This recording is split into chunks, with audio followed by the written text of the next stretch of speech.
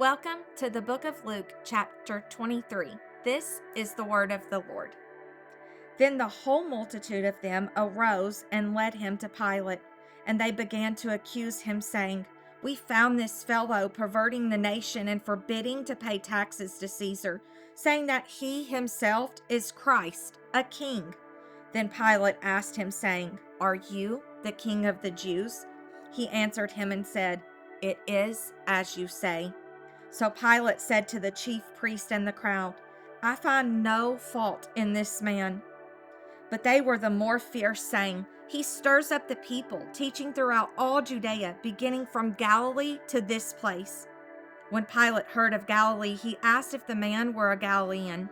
And as soon as he knew that he belonged to Herod's jurisdiction, he sent him to Herod, who was also in Jerusalem at that time. Now when Herod saw Jesus, he was exceedingly glad, for he had desired for a long time to see him, because he had heard many things about him, and he hoped to see some miracle done by him. Then he questioned him with many words, but he answered him nothing.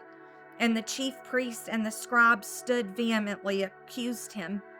Then Herod, with his men of war, treated him with contempt and mocked him, arrayed him in a gorgeous robe, and sent him back to Pilate.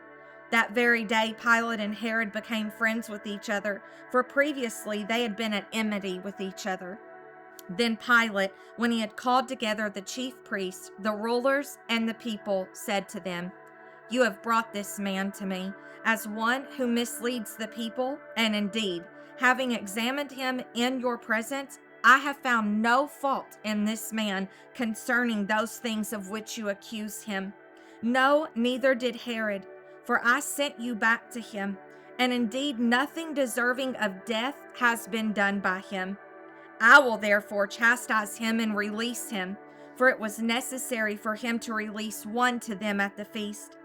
And they all cried out at once, saying, "Away with this man, and release to us Barabbas, who had been thrown into prison for a certain rebellion made in the city, and for murder."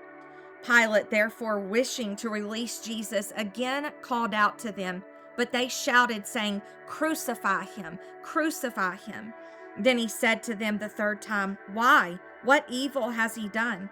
I have found no reason for death in him.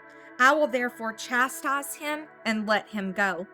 But they were insistent, demanding with loud voices that he be crucified. And the voices of these men and of the chief priests prevailed. So Pilate gave sentence that it should be as they requested. And he released to them the one they requested, who for rebellion and murder had been thrown into prison. But he delivered Jesus to their will.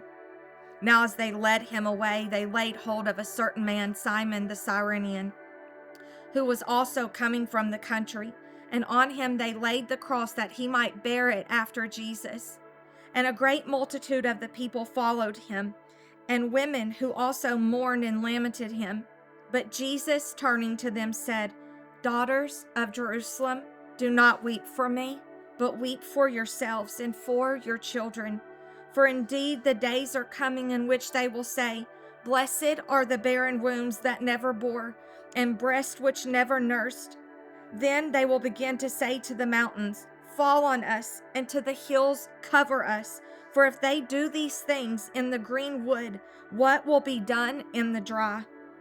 There were also two others, criminals, led with him to be put to death. And when they had come to the place called Calvary, there they crucified him, and the criminals, one on the right and the other on the left. And then Jesus said, "Father, forgive them, for they do not know what they do." And they divided his garments and cast lots, and the people stood looking on. But even the rulers with them sneered, saying, "He saved others. Let him save himself if he is the Christ, the chosen of God." The soldiers also mocked him, coming and offering him sour wine and saying, "If you are the king of the Jews, save yourself." And an inscription also was written over him in letters of Greek, Latin, and Hebrew, "This is the King of the Jews."